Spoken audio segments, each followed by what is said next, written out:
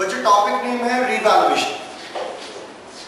Revaluation बहुत important है और सबसे खास बात है कि इसके 3 मार्क्स इंडिविजुअली कॉम्प्रिहेंसिव क्वेश्चन में होते हैं। चाहे न्यू पार्टनर का एडमिशन हो, चाहे रिटायरमेंट हो, डेथ हो, ठीक है, या चेंज इन पीएसआर हो, हर जगह रीवैल्यूएशन की नीड होती है।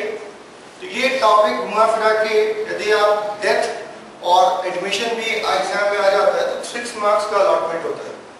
तो हमें 6 मार्क्स का टॉपिक आज क्लियर करना है। रीवैल्यूएशन का मतलब क्या है? फॉर एग्जाम्पल हम एडमिशन की बात कर रहे हैं तो एडमिशन एक न्यू पार्टनर हमारी फर्म में एडमिट होने वाला है।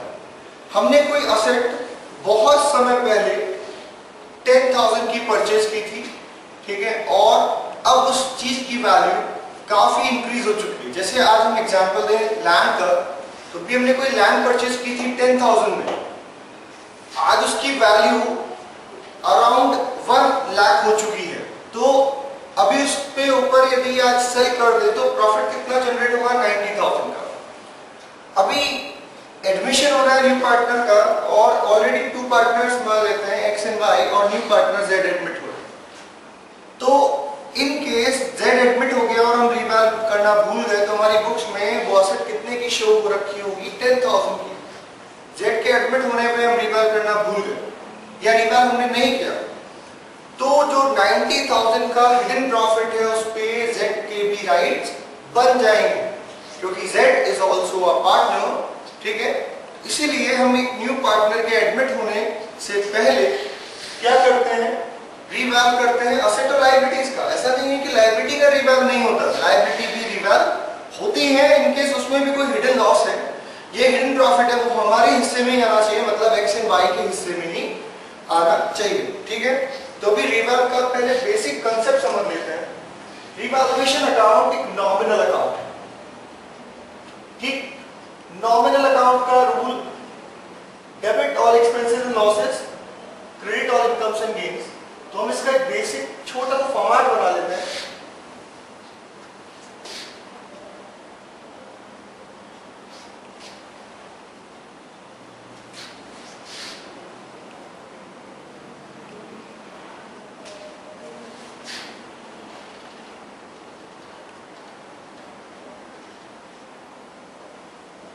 मैंने जैसा भी बोला डेबिट रिप्रेजेंट द लॉसेस, तो ये क्या हो गया,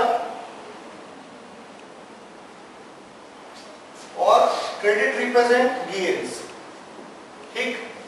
अभी बताइए असेट इंक्रीज हो रही है तो गेन हुआ और लायबिलिटी रिड्यूस हुई तो भी तो गेन हुआ, बात एक है। ऐसी असेट डिक्रीज हुई तो लॉस और लायबिलिटी इंक्रीज हुई तो लॉस।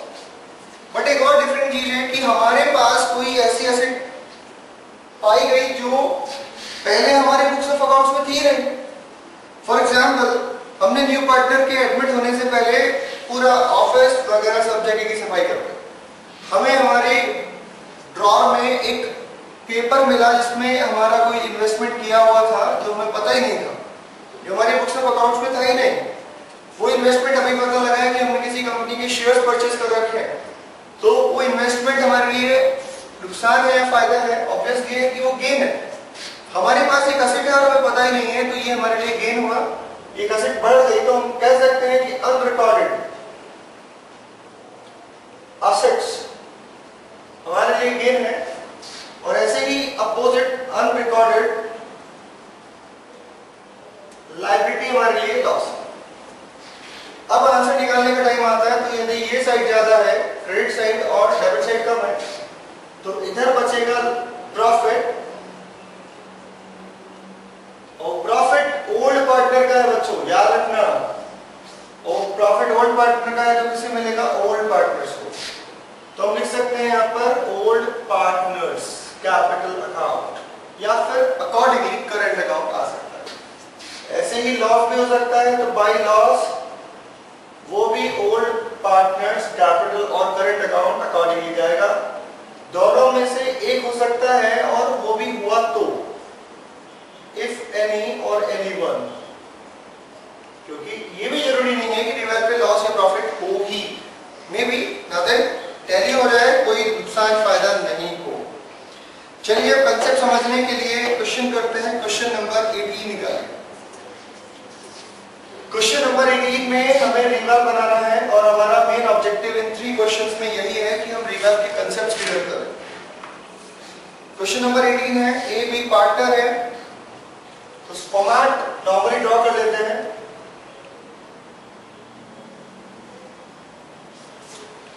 ए बी पार्टनरशिप में है, 3:2 का रेशियो है, वो एडमिट कर रहे हैं सी को।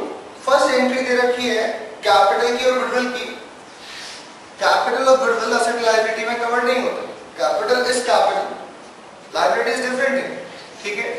एंड गुडविल की अकाउंटिंग रिवाज से नहीं होती, तो आपको पता है गुडविल की अकाउंटिंग हम ऑलरेडी डिस्कस कर चुके हैं। तो यहाँ पर हमें मेनली सारी की सारी asset other than capital and goodwill की करनी है, ठीक है। सेकेंड पॉइंट, और सबसे बड़ी बात, रिवैल्व नेचर आपको पता लग जाएगा किसका वैल्यू कुछ चेंज करके दे रहे हैं। पहले ये था, अब ये हो जाएगा, या फ्यूचर में ये हो जाएगा, जो भी है कुछ इस तरह की लैंग्वेज देंगे जिससे समझ में आएगा कि it is revaluation. B point, that the value of land and building to be appreciated. Appreciated मतलब इंक्रीज हो रही है, मतलब ये रिवैल्यूएशन है। तो हम यहां लिख सकते हैं revaluation account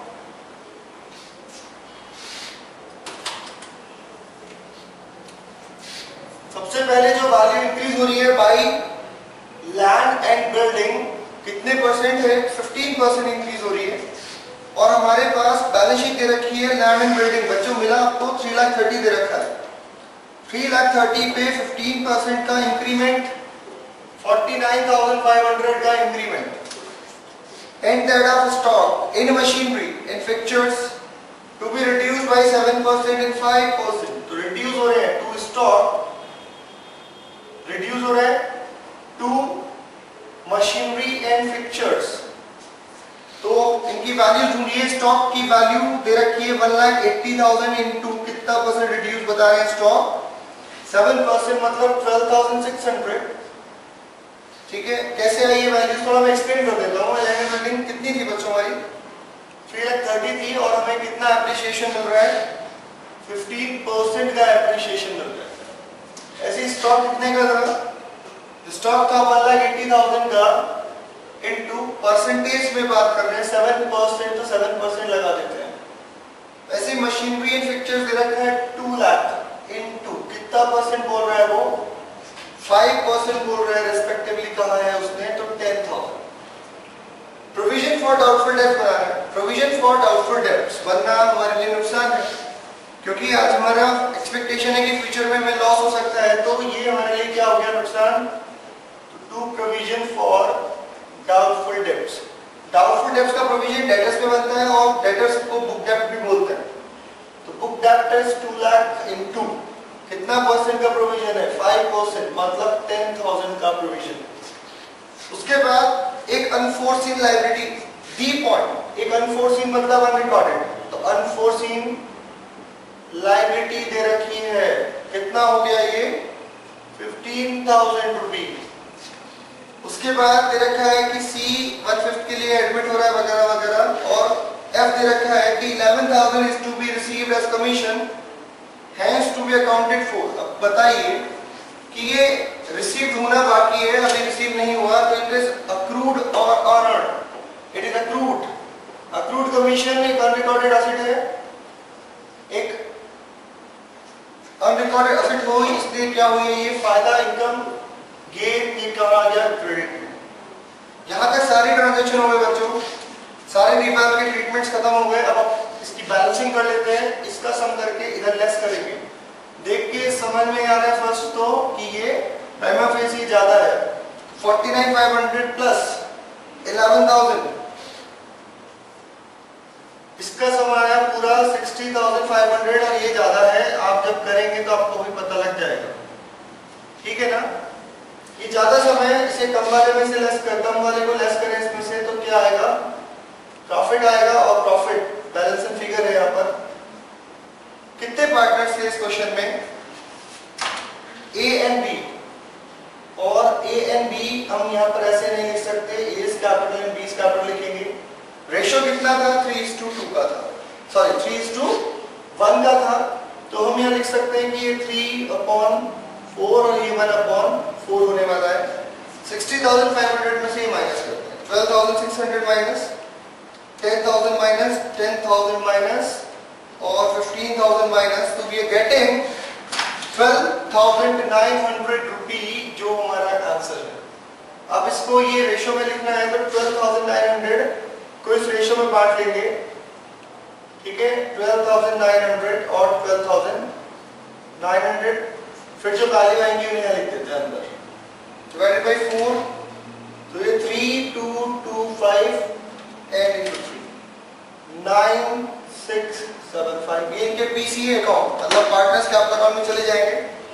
I think Rewal समझ में आया होगा आपको, ठीक है।